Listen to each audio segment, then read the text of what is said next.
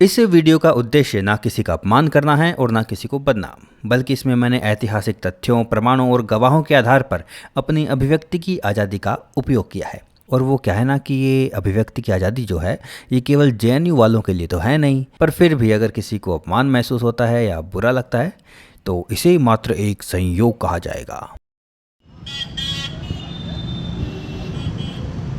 शहरी सड़क की चिल्लमपौ के बीच होने पर भी 19 बीघे की विशाल जमीन के बीच में बना होने के कारण ये शानदार बंगला शांत है। ये है नेहरू गांधी परिवार का एक पुराना घर, जिसमें ये परिवार बरसों तक रहा।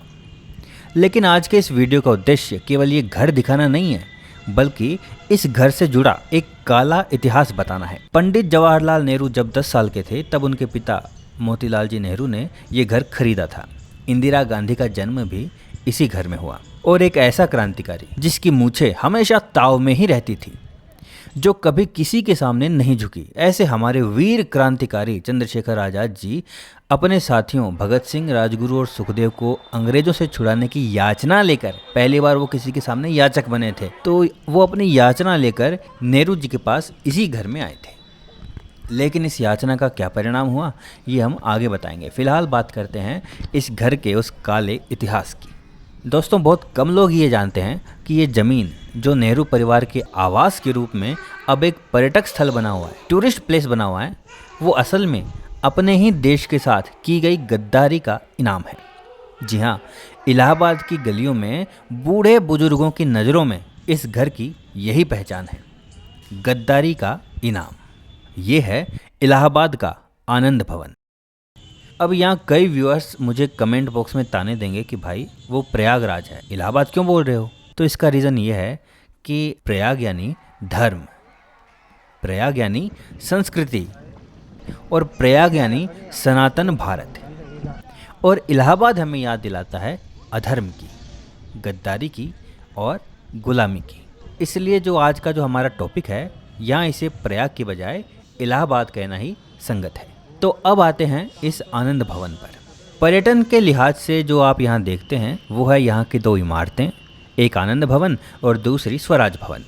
गेट के पास बने टिकट काउंटर से टिकट लेने के बाद जब आप यहाँ से आगे बढ़ते हैं तो सबसे पहले आपको दिखाई देता है आनंद भवन। 2 मंजिला खूबसूरत सी दिखने वाली ये इमारत 1930 में बनी है। यहाँ पर नेहरू परिवार के इस घर के कमरों और उनमें रखे सामानों को आप देख सकते हैं, जिनमें टेबल, कुर्सी, अलमारी, बेड, बुक लाइब्रेरी, सजावटी सामान और नेहरू जी के महंगे महंगे दाढ़ी बनाने के सामान, सिगरेट केस, कपड़े और इसी तरह उनके घर की अन्य चीज़ों की प्रदर्शनी लगाई गई है। यहाँ स्वराज भवन में गैलरी बनाई गई है जिनमें इस परिवार की पुरानी तस्वीरें हैं और एक तरह से इनकी पूरी जीवनी ही यहाँ बता दी गई है। लेकिन एक बात जो यहाँ नहीं बताई गई है वो है इस जमीन और घर का काला इतिहास।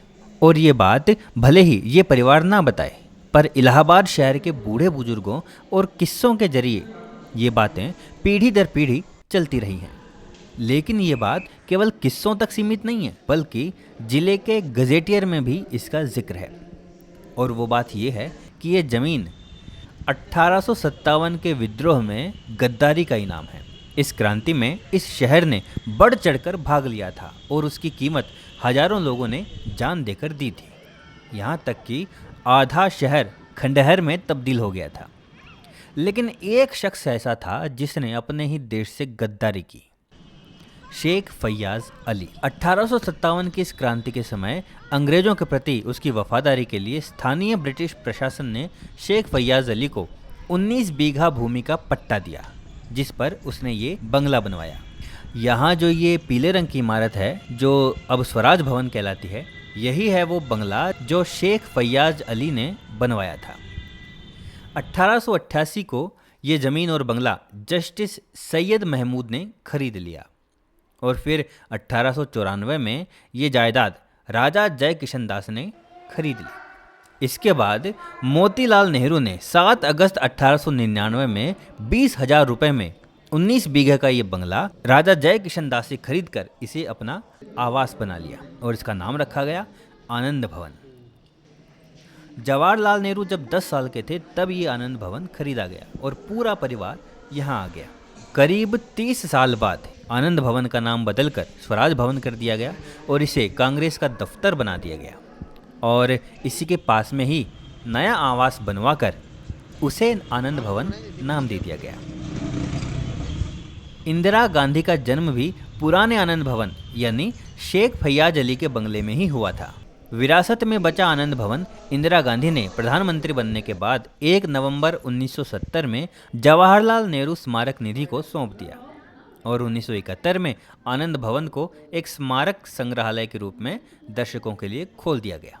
अब इसे नियति का खेल ही कहेंगे कि जो जमीन इस शहर और देश के साथ की गई गद्दारी का इनाम है, आज यहाँ उसी का नाम है। और जिस परिवार ने कई दशकों तक देश की कमान संभाली, उस परिवार ने इसी कलंकित जमीन की आबो हवा में और गद्दार शेख फैयाज अली के बनाए बंगले की 4 दीवारी में सांसें ली हैं। इसलिए इसमें कोई आश्चर्य नहीं होना चाहिए जब नेहरू जी ने वीर क्रांतिकारी चंद्रशेखर आजाद जी के अल्फ्रेड पार्क में होने की टिप अंग्रेज अधिकारी को दी। इसमें दोष नेहरू जी का नहीं है, बल्कि इस घर की आबो हवा का है। तब वो यहीं रहते थे और यहीं पर आजाद जी उनसे मिलने भी आए थे। शेख फैयाज का असर उसके बनाए इस बंगले में रचा बसा था, जड़ों तक। तो बस जैसे ही आजाद जी यहाँ से निकलकर अल्फ्रेड पार्क पहुँचे तो नेहरू जी ने मिला दिया फ़ोन अंग्रेज अधिकारी को। अब कुछ लोग कमेंट करेंगे कि भाई टिप तो वीरभद्र तिवारी और यशपाल ने दी थी, तो हमारे प्यारे चाचा जी को क्यों बदनाम करते हो? तो इसका मतलब ये है कि उन्हें जानकारी तो है लेकिन आधी अधूरी है। और मैं किसी को बदनाम नहीं कर रहा, बल्कि जो तथ्य है उन्हीं के आधार पर बोल रहा हूँ। अब सच आपके कानों के लिए कड़वा है तो आप ये वीडियो बंद कर सकते हैं, क्योंकि मैं तो बस इतना चाहता हूँ कि काश नेहरू जी ही क्यों, बल्कि किसी ने भी काश उस दिन हमारे वीर आज़ाद जी की टिप ना दी होती।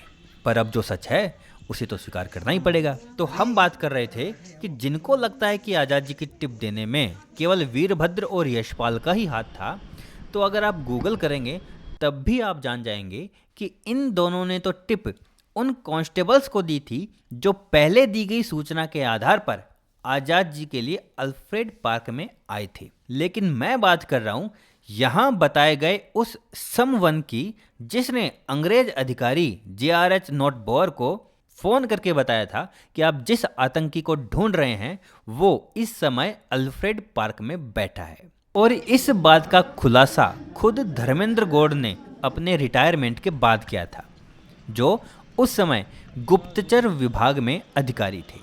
उन्होंने बताया कि चंद्रशेखर आजाद नेहरू जी से मिलने आनंद भवन आए थे।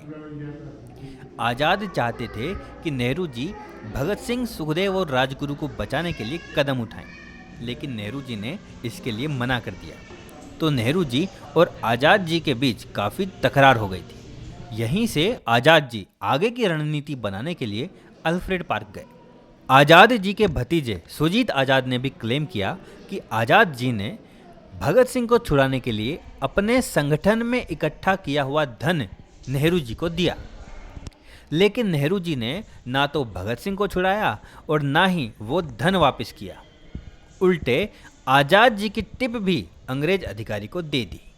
तो आज के इस वीडियो में मैं बस आपको एक घर दिखा रहा था, एक ऐसा घर जिसकी हवा पानी ही खराब है। तो भैया जब भी आप यहाँ पर घूम कर आओ तो आते ही नहा जरूर लेना। धन्यवाद।